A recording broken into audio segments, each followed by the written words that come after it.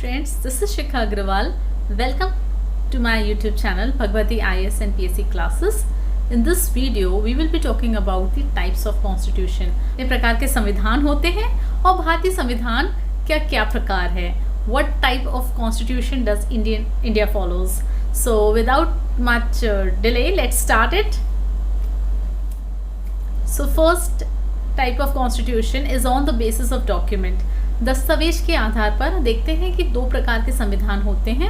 एक होता है लिखित, that is written constitution, and second is अलिखित, that is unwritten constitution. Friends, so these are examples. Let us see what is written constitution. In the written constitution, friends, basically it is a single document which has been codified and well organized. Okay, example हम बात करते हैं India की. तो India का जो constitution है, you can see a big bulk की बुक, यस.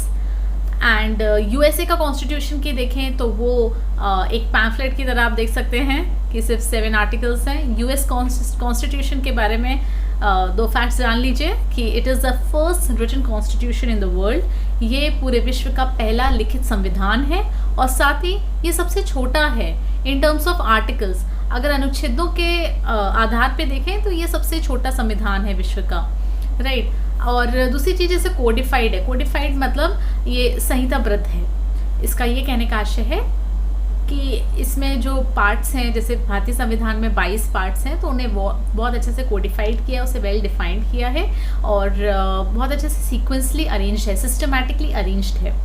जैसे फर्स्ट आपका प्रीएम्बल आएगा, फिर उसके बाद फंडामेंटल राइट्स हैं, directive principles of state policy है, देन आपका यूनियन से स्टार्ट हुआ है, देन स्टेट है और लोकल गवर्नमेंट है ना. तो बहुत अच्छे से डिफाइंड किया है कैसे है. सिमिलरली अब हम देखते हैं कि यूएस कॉन्स्टिट्यूशन, तो उसमें 7 आर्टिकल्स है, तो बहुत अच्छे से डिफाइन किया. In fact most of the countries in the world they follow written constitution. तो अगर हम इनके इस संविधान के एग्जाम्पल्स देखें तो बहुत सारे हैं. कुछ मैंने यहाँ पे जैसे कि फ्रांस है, जर्मनी है, but there are ample of examples of written constitution. Now let's see what is unwritten constitution. So friends, unwritten constitution, don't go by the word, it is also written. ये भी लिखित संविधान है, लेकिन लिखित संविधान के साथ साथ ये किसी एक पर्टिकुलर डॉक्यूमेंट में नहीं है. बहुत सारे डॉक्यूमेंट हैं, बहुत सारे दस्तावेज हैं. इसका ये है कि मतलब बहुत स्कैटर्ड हैं, ये अनऑर्गेनाइज्ड है, अनसिस्टमैटिकली अरेंज है, इसलिए अनकोडिफाइड है, राइट.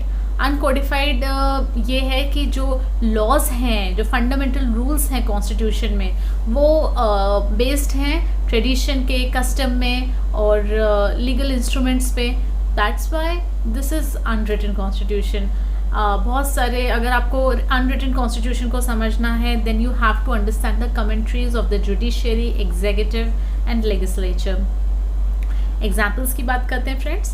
तो first mother of the constitution, that is British.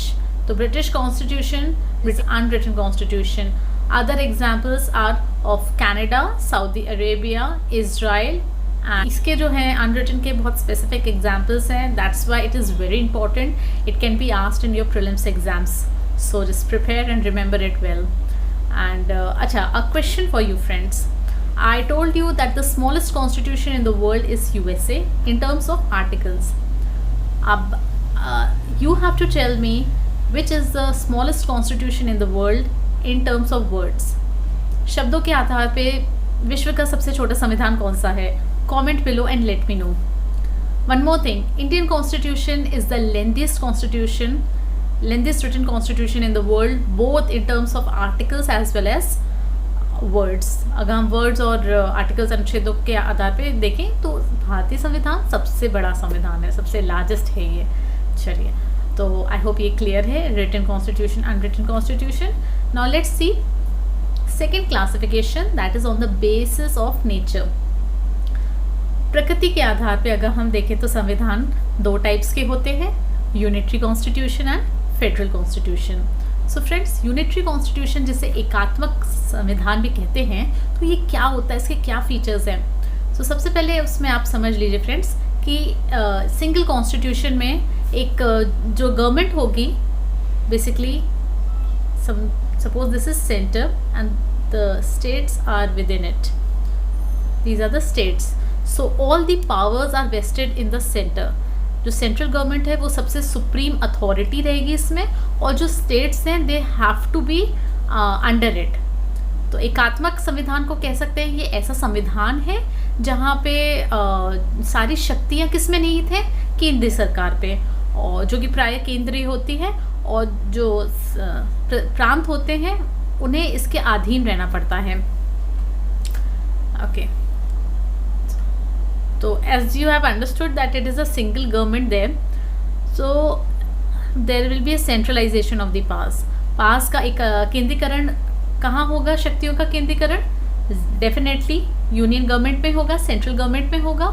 Now आप इमेजिन कर सकते हो, अगर आपने कॉन्सेप्ट समझ लिया तो आपको ये पता होगा, आप ये रिलेट कर सकते हो कि सुप्रीमेसी किसकी होगी, कॉन्स्टिट्यूशन की होगी कि पार्लियामेंट की होगी. डेफिनेटली पार्लियामेंट की होगी, क्योंकि यहाँ पे सेंट्रल गवर्नमेंट पावरफुल है और बहुत जब मन करे वो अमेंडमेंट किया जा सकता है संविधान में. दैट्स वाई फ्लेक्सिबिलिटी भी होगी. और रिटन होगा कॉन्स्टिट्यूशन की अनरिटन होगा. फ्रेंड्स, कॉन्स्टिट्यूशन अनरिटन होगा, क्योंकि जो लॉज हैं, रूल्स, बेसिक रूल्स हैं, ये कस्टम के हिसाब से बन रहे हैं. सेंट्रल गवर्नमेंट जब चाहे वो इसे अपने हिसाब से रूल्स बना सकती है. और क्योंकि पावर्स जो हैं सेंट्रलाइज्ड हैं, इसलिए उन्हें बहुत कुछ स्टेट से कंसेंसस नहीं भी करें तो वो आराम से रूल बना सकती है. जुडिशरी भी सिंगल होगी. फ्रेंड्स, तो ये आपने देखे सारे जो फीचर्स हैं, ये थे यूनिटरी कॉन्स्टिट्यूशन के. अब बात कर लेते हैं इसके एग्जाम्पल्स की. तो एग्जाम्पल्स फ्रेंड्स, ये है इसके UK, China and Japan. UK, China, Japan इसके एग्जाम्पल्स हैं.